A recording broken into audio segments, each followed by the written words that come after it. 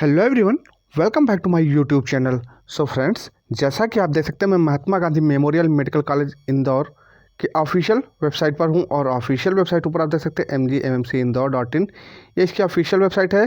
तो friends, Mahatma Gandhi memorial medical college Indore की तरफ से यहाँ पर आप लोगों के लिए एक और नर्सिंग की वैकेंसी की नोटिफिकेशन जारी कर दी गई है, जिसमें कि आपकी स्टाफ नर्स की वैकेंसी यहाँ पे जारी कर दी गई है। तो फ्रेंड्स, पूरी अपडेट हम आपको यहाँ पे इस वीडियो में देने वाले हैं, जिसमें आपको बताएंगे नंबर ऑफ़ वैकेंसी कितनी है, टोटल कब तक अप्लाई करना है, कौन कौन से पद हैं, क्वालिफ़िकेशन क्या रहने वाली है, एज लिमिट क्या रहने वाली है, अप्लाई कैसे करना, इन सब की जानकारी आपको यहाँ इस वीडियो में मिलेगी। तो वीडियो में लास्ट तक बने रहें और अगर अभी तक इस वीडियो को लाइक नहीं किया है तो वीडियो को लाइक करें, शेयर करें। चैनल पर नए हैं या फिर चैनल को सब्सक्राइब नहीं किया है तो चैनल को सब्सक्राइब करें और बेल के आइकन को प्रेस करना बिल्कुल भी ना भूलें, जिससे हमारे द्वारा अपलोड की चैनल किसी भी प्रकार की वीडियो की नोटिफिकेशन आप तक पहुंचती रहे। तो फ्रेंड्स, चलते हैं अपडेट की तरफ। तो यहाँ पे आप देख सकते हैं मैं Mahatma Gandhi memorial medical college Indore के ऑफिशियल वेबसाइट पे आ गया हूँ। यहाँ पर आप देख सकते हैं इसके डाउनलोड सेक्शन में यहाँ पे नोटिफिकेशन आप देख सकते हैं, देखने को मिल जाएगी। NHM के अंतर्गत संविदा रिक्त पदों की पूर्ति हेतु विज्ञापन और 2 फरवरी 2023 की ये अपडेट यहाँ पर दिखाई गई है। तो NHM के अंतर्गत यहाँ पर संविदा पर पदों की वैकेंसी आ चुकी है। कौन कौन से पद हैं, इसके लिए इस नोटिफिकेशन को हम यहाँ से डाउनलोड कर लेते हैं। नोटिफिकेशन को यहाँ से डाउनलोड करना है आपको। नोटिफिकेशन यहाँ से डायरेक्टली आप डाउनलोड कर सकते हैं। तो यहाँ पे देख सकते हैं नोटिफिकेशन यहाँ पर ओपन हो चुका है। शासकीय स्वशासी महात्मा गांधी स्मृति चिकित्सा महाविद्यालय इंदौर। डेट आप देख सकते हैं, विज्ञापन संख्या यहाँ पे दी गई है, देख सकते हैं विज्ञापन यहाँ पे जारी कर दिया गया है। तो यहाँ पे दिया गया कि भोपाल दिनांक इतने के अंतर्गत दिए गए निर्देशानुसार राष्ट्रीय स्वास्थ्य मिशन के अंतर्गत संविदा एवं अनुबंध शर्तों के आधार पर महात्मा गांधी स्मृति चिकित्सा महाविद्यालय के अधीन NHM द्वारा संचालित विभिन्न इकाइयों के अंतर्गत निम्नानुसार रिक्त पदों की पूर्ति साक्षात्कार के माध्यम से की जानी है। तो ये एक बहुत ही प्लस पॉइंट यहाँ पर एक और आपको देखने को मिलेगा कि यहाँ पर आपका कोई रिटन एग्ज़ाम नहीं लिया जाएगा, डायरेक्ट आपका इंटरव्यू यहाँ पर रहने वाला है। तो डायरेक्ट इंटरव्यू के बेस पे वैकेंसी यहाँ पे फिल की जाएंगे। यहाँ पे आप देख सकते हैं लिखा भी हुआ है कि इकाइयों के अंतर्गत निम्नानुसार पदों की पूर्ति साक्षात्कार के माध्यम से की जानी है।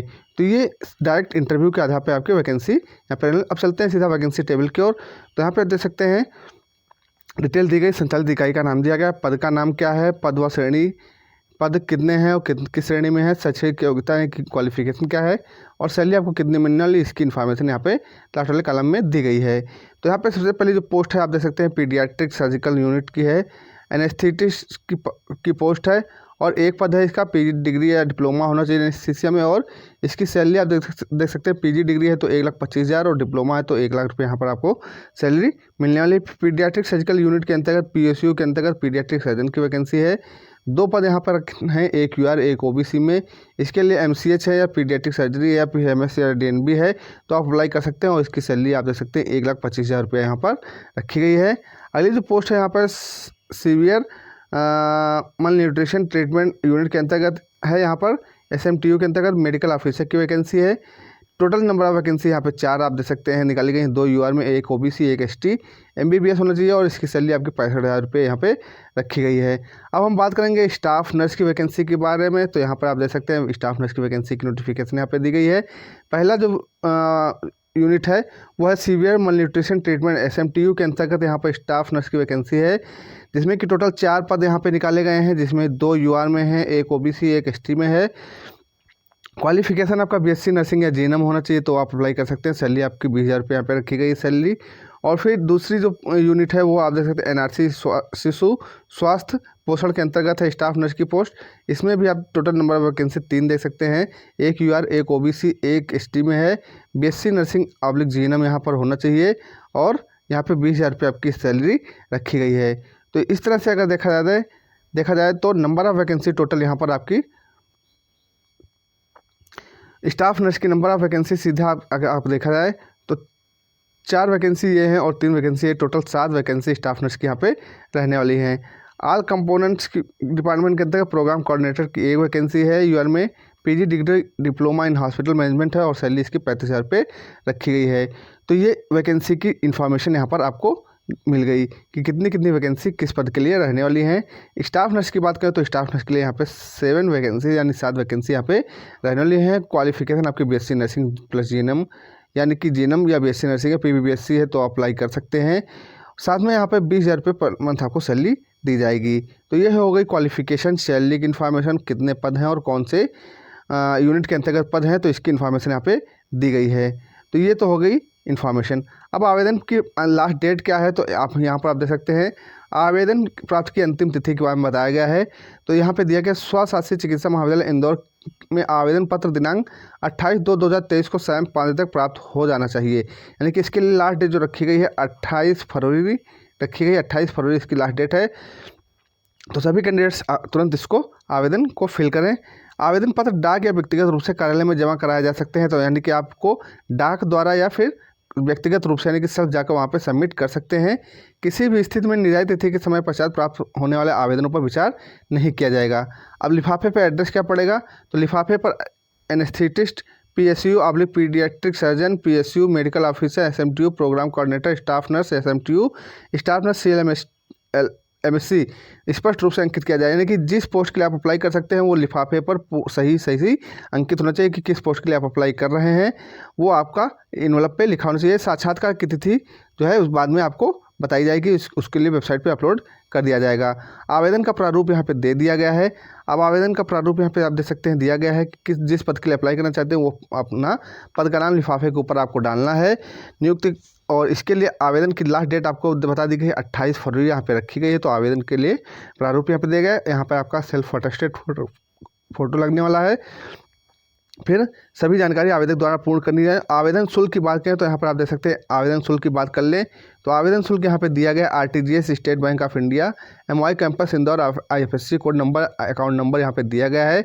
एमजीएम मेडिकल कॉलेज इंदौर के नाम से जमा कर रसीद संलग्न करना है। यानी कि आपको आरटीजीएस कराकर यहाँ पर जो है इसकी रिसिप्ट जो है आवेदन के साथ संलग्न करना है और इसके लिए डिटेल यहाँ पे दे दी गई। इसके नाम से आरटीजीएस होगा है, पूरी इन्फॉर्मेशन यहाँ पर दी गई है।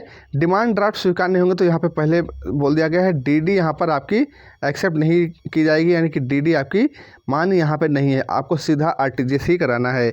फिर यहाँ पर आपकी जो है आवेदन शुल्क यहाँ पर दिया गया है। तो अनारक्षित वर्ग है तो यहाँ पर 1500 रुपये और आरक्षित श्रेणी है तो 1000 रुपये यहाँ पर आवेदन शुल्क रखा गया है। तो आप आवेदन शुल्क यहाँ से दे सकते हैं। 1500 यूआर कैटेगरी के लिए है अनारक्षित और जो आरक्षित श्रेणी है उनके लिए 1000 रुपये आवेदन शुल्क रखा गया है।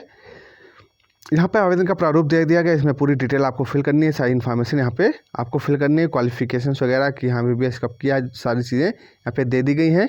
फिर आपको कौन कौन से डॉक्यूमेंट्स अपलोड साथ में इसके लगाने हैं तो जनते थी के लिए एक अच्छा 10 की अंक सूची होनी चाहिए।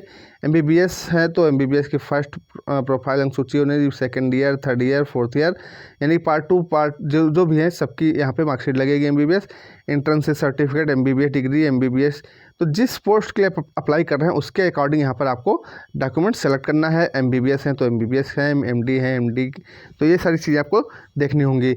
अगर स्टाफ नर्स और जीएनएम की बात करें तो स्टाफ नर्स और जीएनएम वाले कैंडिडेट्स अपने बीएससी नर्सिंग या फिर जीएनएम की मार्कशीट्स यहाँ पे लगाएंगे, उसके साथ अपना रजिस्ट्रेशन सर्टिफिकेट लगाएंगे, उसकी डिग्री या डिप्लोमा जो भी है उसका सर्टिफिकेट भी आपका यहाँ पे लगेगा। उसके साथ साथ आपका जाति प्रमाण पत्र लगाना होगा, स्थानीय निवास प्रमाण पत्र यानी कि आपको निवास प्रमाण पत्र देना होगा, आधार कार्ड आपको अपना साथ में संलग्न करना होगा, फोटोकॉपी। फिर ठीक है, ये सारी चीज़ें यहाँ पे आप देख सकते हैं दे दिया गया है। तो जिस पोस्ट के लिए अप्लाई करना चाहते हैं उसी के अनुसार यहाँ पर आपको डॉक्यूमेंट्स लगाने हैं। तो यहाँ पर वो तो हो गया पहले जो आप देख सकते हैं किस पोस्ट के लिए था। इसके आवेदन के प्रारूप अलग अलग दिए गए हैं। तो ये पीडियाट्रिक सर्जन और एनेस्थेटिस्ट के रिक्त पदों के लिए था। अब उसके बाद नीचे इसका दूसरा जो प्रारूप दिया गया आप देख सकते हैं, अगर आप मेडिकल ऑफिसर के पद के लिए अप्लाई करना चाहते हैं तो इसके लिए यहाँ पर इसका प्रारूप अलग यहाँ पे दिया गया। तो इसके अनुसार यहाँ पे डॉक्यूमेंट्स आपको लगाना है। फिर यहाँ पे आप देख सकते हैं स्टाफ नर्स की हम बात करें अगर तो स्टाफ नर्स के लिए यहाँ पे ये वाला आवेदन फॉर्म यहाँ पे जो दिया गया है इसकी डिटेल यहाँ पे दी गई है। तो इसकी इन्फॉर्मेशन यहाँ पर आप देख सकते हैं। स्टाफ नर्स के लिए यहाँ पे जो है आवेदन की जो लास्ट डेट वो दे दी गई है और कहाँ पर भेजना है तो अधिष्ठाता मुख्य कार्यपालन अधिकारी महात्मा गांधी स्मृति चिकित्सा महाविद्यालय इंदौर एवं संबद्ध चिकित्सालय स्वशासी संस्था इंदौर के नाम से आपको यहाँ पे भेजना है। अब यहाँ पर आवेदन शुल्क की बात करें तो यहाँ पर आवेदन शुल्क यहाँ पे आप देख सकते हैं दिया गया है। अनारक्षित श्रेणी के लिए यानी कि यूआर कैटेगरी के लिए 500, आरक्षित श्रेणी के अनुसूचित जात, अनुसूचित जनजाति यानी पिछड़ा वर्ग के लिए ईडब्ल्यूएस के लिए 300 रुपये आपका यहाँ पर आवेदन शुल्क रहेगा।